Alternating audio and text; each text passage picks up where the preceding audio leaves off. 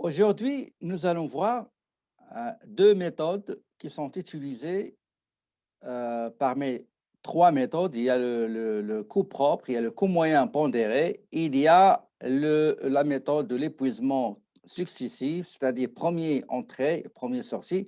Je me rappelle que la dernière fois qu'on a terminé le cours, je vous ai fait une petite simulation, on l'a fait ensemble pour vous mettre au bain et vous familiariser avec ce qu'on va voir aujourd'hui, le 7 mai 2021. Qu'est-ce que ça veut dire la méthode euh, de coût moyen pondéré dans l'inventaire permanent? Si vous vous rappelez, dans l'inventaire périodique qu'on a vu la dernière fois, le coût moyen pondéré, il se fait juste une seule fois à la fin de l'année. On prend la valeur totale. OK? On le divise par les quantités et il nous donne le prix unitaire. D'accord? Et on le multiplie par s'il y a des articles différents. Ici, dans l'inventaire permanent, on le fait à chaque mouvement dans le stock. Dans l'inventaire permanent, on est obligé à déterminer le coût moyen pondéré à la suite de chaque mouvement dans le stock. Pour illustrer tout ça, pour ne pas perdre du temps dans la théorie, nous allons utiliser le même tableau qu'on a utilisé dans l'inventaire intermittent ou bien périodique de l'entreprise Performance Aventure. Nous avons ici, dans ce tableau-là, vous avez des dates, donc janvier, 3 mouvements en janvier, 3 mouvements en mars, un mouvement en septembre et un mouvement en octobre et finalement un seul mouvement durant le mois de novembre. Nous avons ici le solde initial, c'est-à-dire solde d'ouverture de l'exercice, 3 unités, 3 planches, 3 unités. Le prix unitaire de chaque planche est 115. Donc, stock, la valeur du stock initial est de 345. Le 7 janvier, on a effectué une vente, 3 planches vendues. Le prix unitaire, c'est de 125. 28 janvier, achat de 10 planches à neige, prix d'achat unitaire 118. Le 15 mars, on a acheté 16 planches à neige à 122 $ l'unité. Malheureusement, le 18 mars, on a retourné une planche défectueuse qui porte des défauts et la valeur, ou bien le prix unitaire de l'achat de cet article retourné était 122 $. Le 20 mars, on a vendu 23 planches à neige à 225 l'unité. Le 26 septembre, achat de 12 planches. Le 12 octobre, achat de 20 planches. Et novembre, vente de 26 planches. D'accord? Donc, au total, on a acheté 57 articles. D'accord? Moins les 3, moins les 3 stocks initiales. 60, pardon, 60, le total des unités achetées, 3 durant l'exercice précédent, il y avait un retour de marchandises ou bien d'articles. Donc, la méthode de coût moyen pondéré à utiliser sera la suivante. D'accord? Donc, je vais aller chercher le fichier Excel, comme ça, on va travailler en parlant.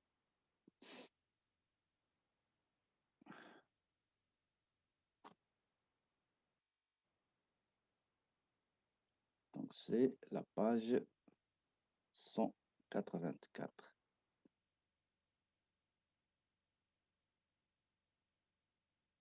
Voilà. Donc, voilà la fiche d'inventaire permanent dans laquelle on va essayer de comment dirais-je, on va essayer de suivre les mouvements avec la méthode du coût moyen pondéré. D'accord? Le coût du moyen pondéré, méthode du coût moyen pondéré. Voilà. Donc, la première chose que je dois faire, ce ne sera pas long.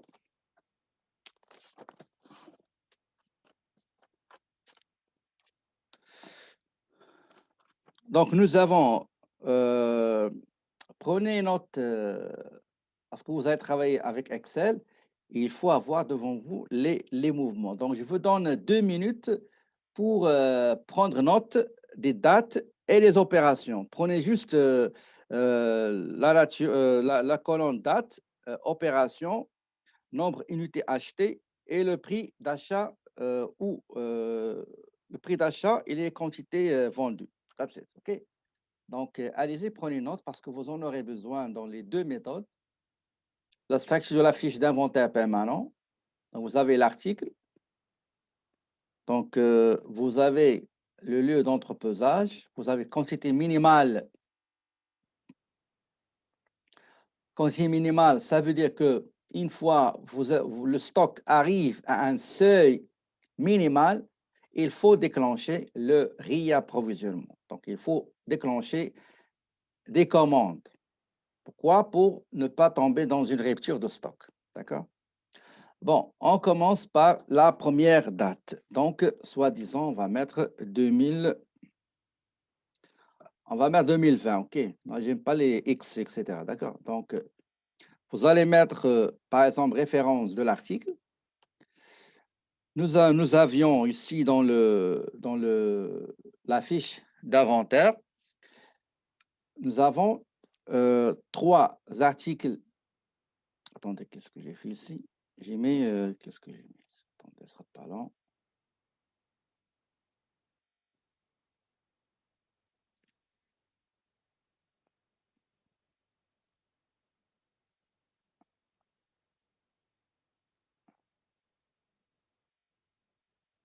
Attendez, ce sera pas long. Qu'est-ce que c'est que ça encore? Voilà. Très bien.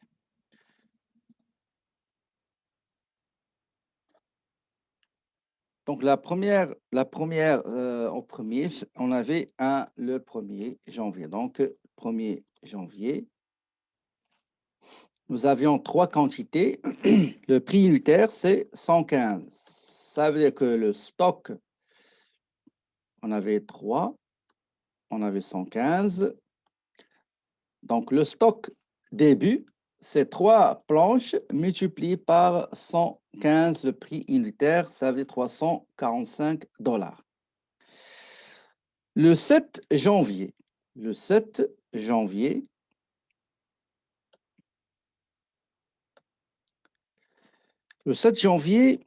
il y avait une vente, ça veut dire sortie d'articles. Il y avait une vente, ça veut dire les articles ont sorti.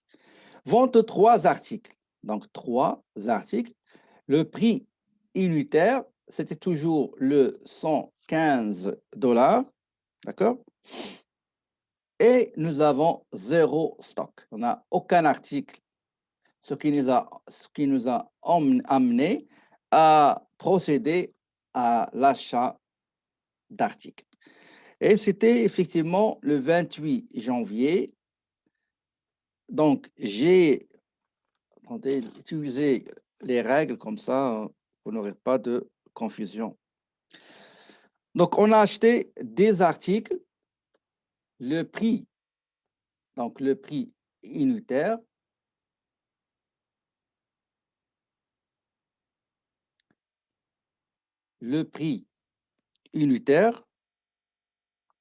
donc c'est 118. Donc, 118 multiplié par les 10 articles, c'est le prix unitaire, c'est 1118. Donc, les deux, ben les 10 articles, donc, ils deviennent dans notre stock. D'accord? Très bien. Donc, toujours pour les achats, le stock final de l'année 2019, l'année passée, donc devient le stock de l'année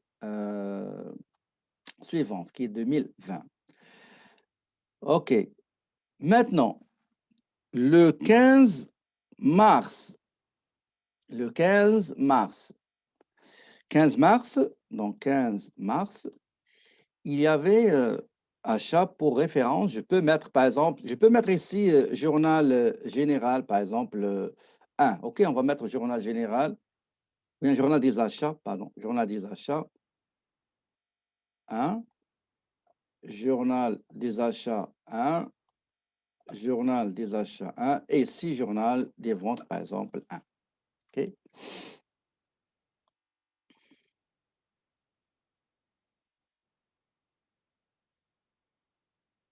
D'accord. Donc, si vous voulez chercher et vérifier les informations, il faut aller dans le journal des achats.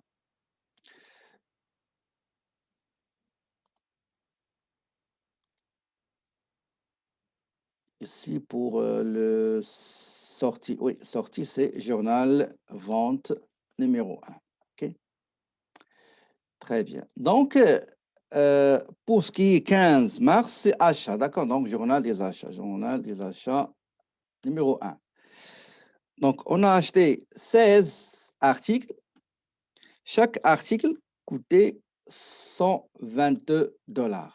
D'accord? Donc, la valeur totale de ces achats, ces 16 planches achetées, c'est 1952. Donc, c'est 1952. Maintenant, on doit calculer le coût moyen. D'accord? Le coût moyen pondéré. Parce que j'ai déjà un stock. J'ai acheté 16 autres articles ou planches.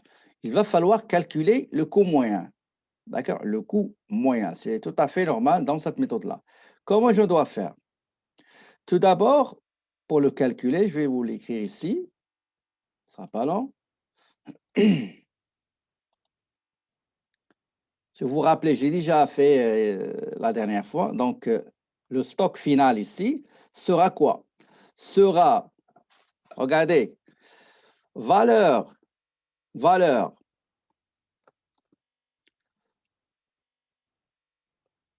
stock, pardon, quantité avant achat, plus valeur, quantité achetée. Donc, on va fermer parenthèse. Divisé par quantité avant achat plus quantité achetée. C'est ça le prix unitaire. D'accord? Attendez.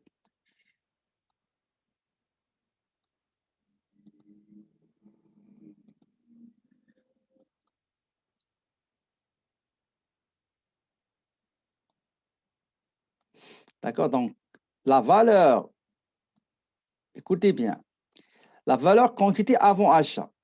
Écrivez-moi, s'il vous plaît, quelle était la valeur avant l'achat du... quelle date là? Du 15 mars. Écrivez-moi, s'il vous plaît, la valeur. 1180, exactement. Plus la valeur, donc je prends 1180 plus la valeur des quantités qu'on a achetées, 1952. Donc, il y aura une somme. Cette somme-là sera divisée par quelle est la quantité en stock avant de procéder à l'achat. C'était 10. D'accord? C'était 10. Et les quantités achetées, 16. Donc, on va diviser le total avec 10 plus 16, c'est 26. Donc, on va le faire tout de suite ici. Donc, égal 1180, pardon, égale 1180 plus la valeur des quantités achetées divisé par quantité en stock final avant l'achat, donc c'est 10, plus la quantité achetée qui est 16, pardon, c'est ici, et ça donne 120,4. C'est ça le prix, c'est ça le coût moyen pondéré qu'il faut utiliser pour valoriser le stock final après achat. D'accord? Donc ici, j'ai 10 plus 16. Donc celui-là égale 26 articles multiplié par 120,46, ça donne 3132. OK? Voilà. Très bien. Maintenant, il y a un retour. D'accord? Donc, selon l'énoncé, il y a retour d'une planche à neige défectueuse. Le prix unitaire, c'est 122. Ça veut dire qu'il fait partie des achats du 15 mars. Donc, je viens ici, je mets 18 mars. Donc, c'est journal achat. Donc le retour, pardon, c'est ici dans les entrées. Donc, moins 1. Le prix unitaire, c'est 122. Donc, c'est 122. Donc, il me reste combien? Il me reste 25. D'accord? Donc, le prix unitaire, c'est 120,46. Donc, le prix de la valeur, c'est 3120. Pourquoi ici j'ai 120,46? 20,46. 5.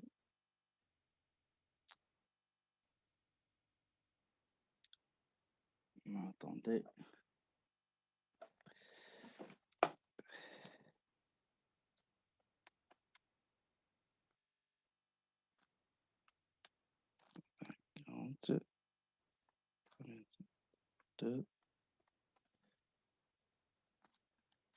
Oui, effectivement. Donc, la valeur qui reste après les sorties de 122, donc égale 3132 moins cette valeur-là. Donc, j'aurai ici 3010 divisé par 25, c'est 120,40. Au départ, j'avais 3132.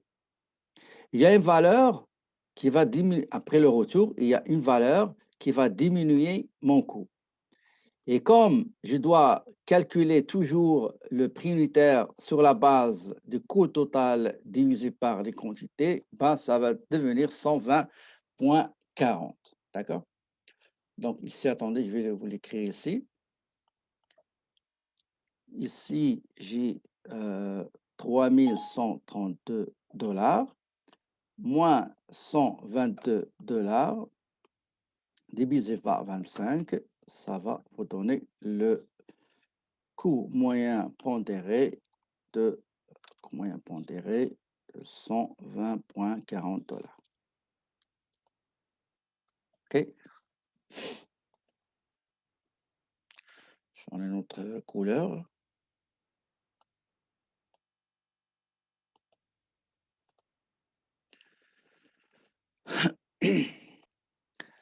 Donc, on arrive à quelle date? Le 20. Donc, le 20,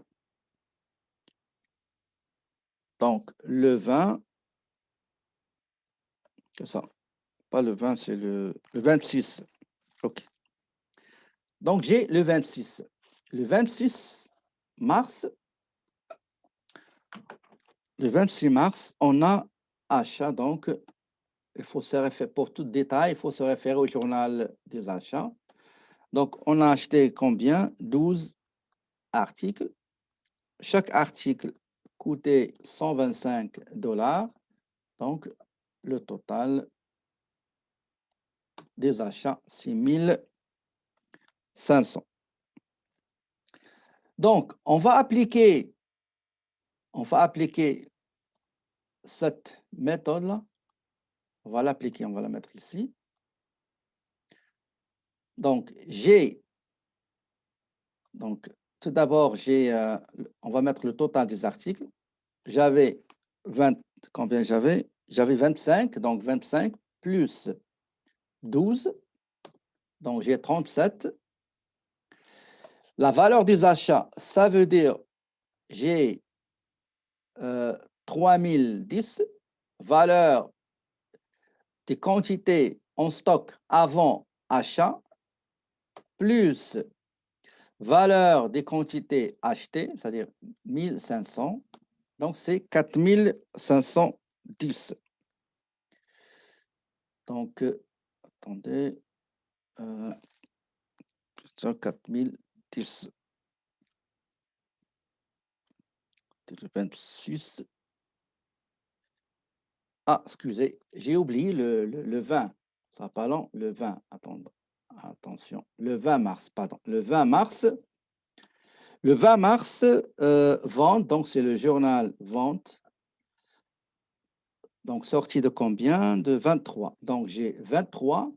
Le prix unitaire, c'est toujours celui-là. D'accord? Le prix total des ventes, c'est quantité fois le prix unitaire. OK? Et il me reste donc 25 moins 23 vendus. Donc, ici, j'ai le coût, le CMV ici, donc égal celui-là multiplié par celui-là, donc c'est 240,80. Maintenant, ici, j'ai les deux articles que j'avais en stock, plus les 12 que j'ai achetés. D'accord? Si j'avais de l'argent. Donc, le coût moyen unitaire pondéré sera égal, pardon,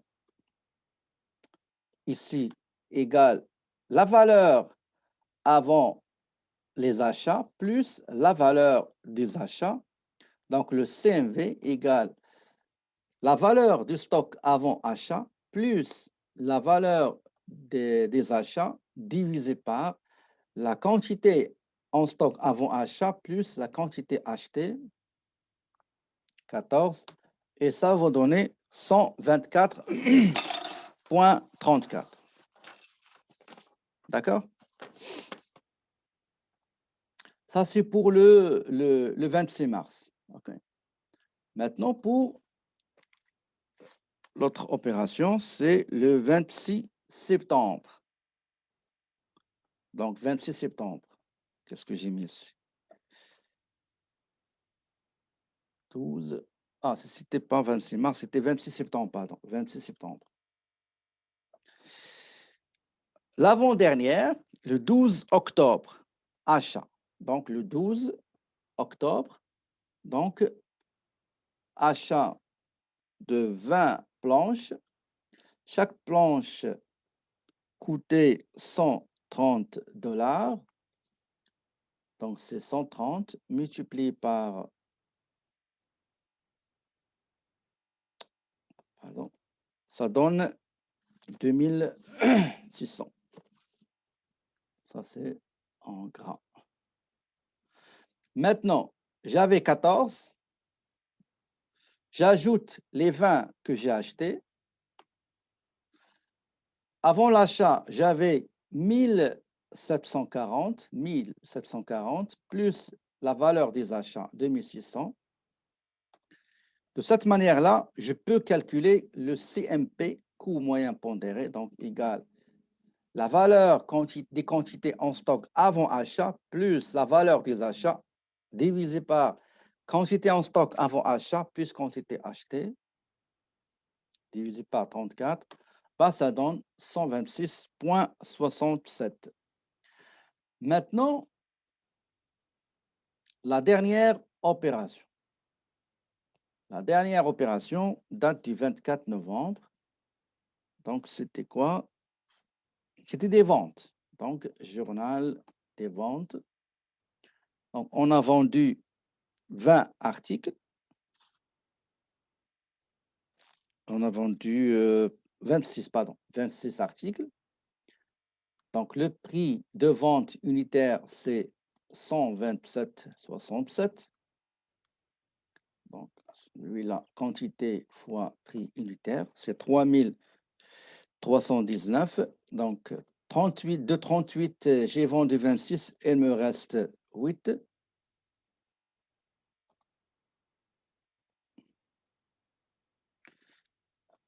La valeur 127,67 fois 8, c'est 1021,38. D'accord? Donc, ici, je vais essayer de totaliser. Attendez, je ne serai pas long.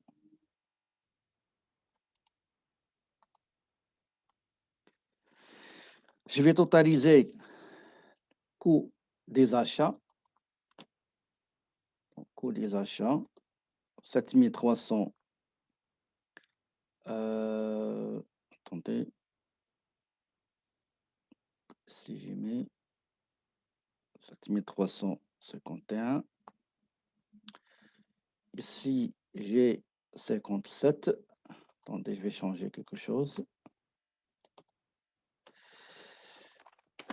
Ici, 1080, 122, 1050, 2060.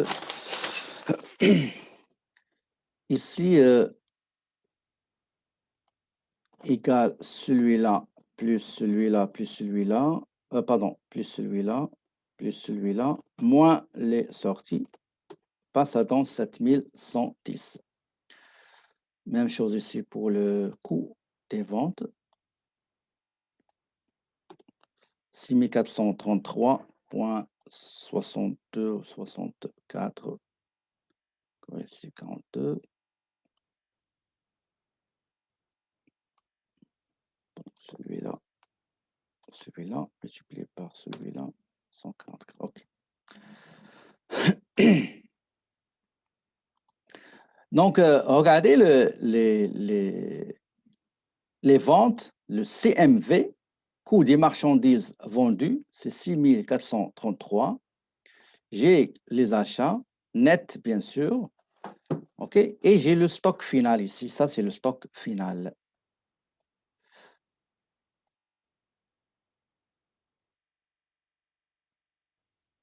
Est-ce qu'on a le droit de mettre pour le retour dans le prix unitaire?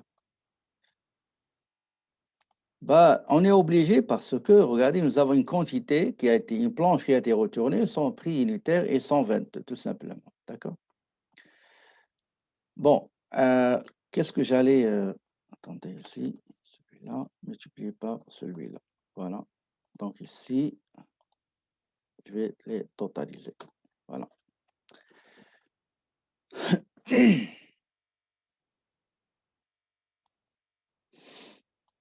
Donc, voilà, c'est comme ça qu'on prépare une fiche d'inventaire permanent pour le stock avec la méthode de coût moyen pondéré. D'accord, avec le coût moyen pondéré. Maintenant, on va aller à la page. Attendez, je vais vous montrer ça. Pas long.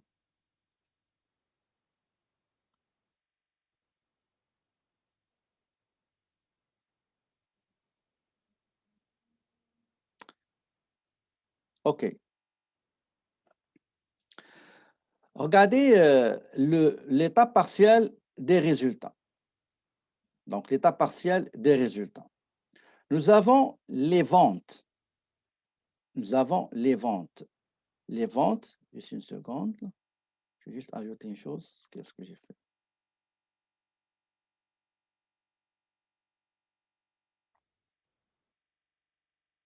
OK. Serré.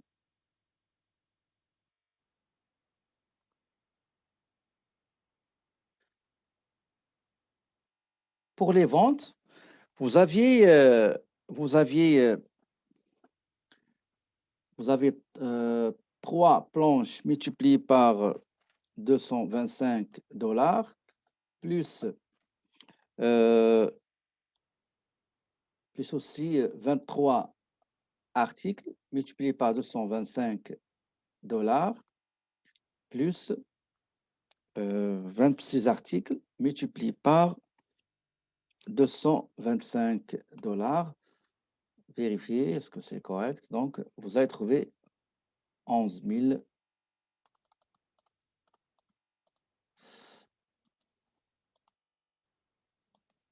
11 700. D'accord? Donc, nous avons 11 700 chiffre d'affaires. Nous avons le coût de marchandises vendues calculé. Regardez, si on va à la note 1, nous avons le stock début. Nous avions 345, 3 fois 115. Achat net, c'est 7110. Marchandises disponibles à l'avant pour la vente, c'est 7455. D'accord? Donc, nous avons stock marchandises plus achat net. Ça nous donne le coût des marchandises disponibles à la vente. Et quand on est allé calculer le... Attendez, ça c'est successif. Excusez-moi. Je dois aller chercher celui coût moyen pondéré. OK. Donc, il n'est pas là, mais ce n'est pas grave. Pour la marchandise disponible à la vente, c'est le total 345 plus achat net, c'est 7045. Maintenant, pour stock final, dans le coût moyen pondéré, ce n'est pas 1040, mais c'est 1021,38. D'accord? 1021,38. On va faire la méthode successive. Malheureusement, pour le manuel, il l'a fait juste pour le successif. Il ne l'a pas fait pour le coût moyen pondéré. D'accord? Donc, attendez, je crois qu'il l'a fait pour le moyen pondéré. 1021. Oui, oui, il l'a fait pour le moyen pondéré. On va retourner en haut. Attendez, ce ne sera pas lent. Elle est là, voilà. Regardez, nous avions les ventes, j'ai dit les ventes avec 225 l'unité. Qu'est-ce que c'est que ça? Voilà. Les achats, 7110. Donc, stock, débit plus achat net, ça donne le coût des marchandises disponibles à la vente. Je vais mettre à la disposition de mes vendeuses et vendeurs pour les liquider, pour les vendre. Nous avons le stock final, la valeur du stock final avec la méthode CMP qui est 1025. Donc, marchandises disponibles à la vente moins le stock, ça me donne 6434 qui est le coût des marchandises vendues. D'accord? Voilà, donc ça c'est la méthode, CMP. D'accord? Donc, je vais lancer la formation automatique des groupes de 5 groupes. Et vous allez travailler le cas, la page 218. Le problème numéro 15, vous allez travailler avec la méthode du coût moyen pondéré. D'accord? Donc, vous allez travailler en groupe. Dans le groupe, il faut se partager au moins un écran pour s'échanger les discussions et les commentaires pour effectuer le travail de problème numéro 15, page 215.